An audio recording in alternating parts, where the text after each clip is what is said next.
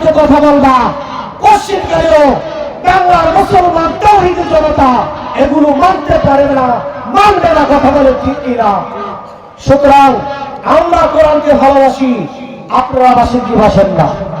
সবাই আমরা কোরআনকে ভালোবাসি। আজকে সেই একটা কোরআনের মাহফিল, কোরআনের একটা মাদ্রাসা, তাহফিজুল উম্মাহ হাফিজিয়া মাদ্রাসা, এই মাদ্রাসায় কোরআন তেলাওয়াত হয়, কোরআনের প্রেমিক বানানো হয়, সেই শুধু কোরআন তেলাওয়াতকারী বানানো হয়। এই কোরআন তেলাওয়াত যার ভেতরে ঢুকবে, সেই শুদ্ধভাবে কোরআন তেলাওয়াত যে করতে পারবে, সে কখনো নাস্তিক হবে না। সুবহানাল্লাহ, সে কখনো কি হবে না? নাস্তিক হবে না।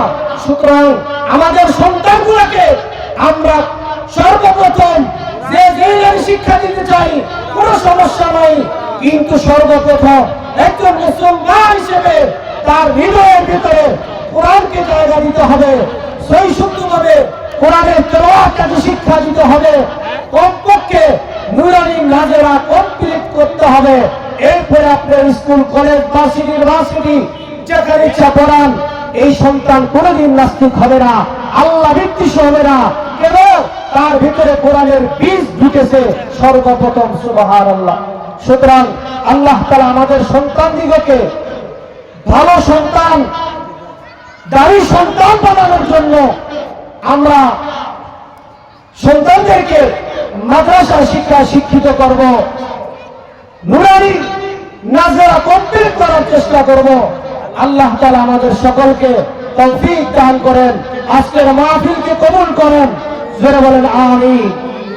নারে তাকবীর, নারে তাকবীর। আল্লাহু আকবার। হাদিসের আলো ঘরে ঘরে জালো, হাদিসের আলো ঘরে ঘরে জালো। কোরআন হাদিস যেখানে আমরা আছি সেখানে, কোরআন হাদিস যেখানে আমরা আছি সেখানে, ওয়াজ মাহফিল যেখানে আমরা আছি সেখানে, ওয়াজ মাহফিল যেখানে আমরা আছি সেখানে, গান বাদ্য যেখানে আমরা নাই সেখানে, গান বাদ্য যেখানে আমরা নাই সেখানে। কথা বলেন ঠিক কিনা?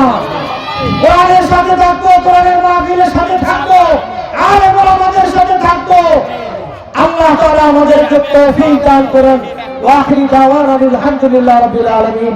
আসসালামু আলাইকুম ওয়া রাহমাতুল্লাহি তাআলা ওয়া বারাকাতুহু। মাশাআল্লাহ। হযরত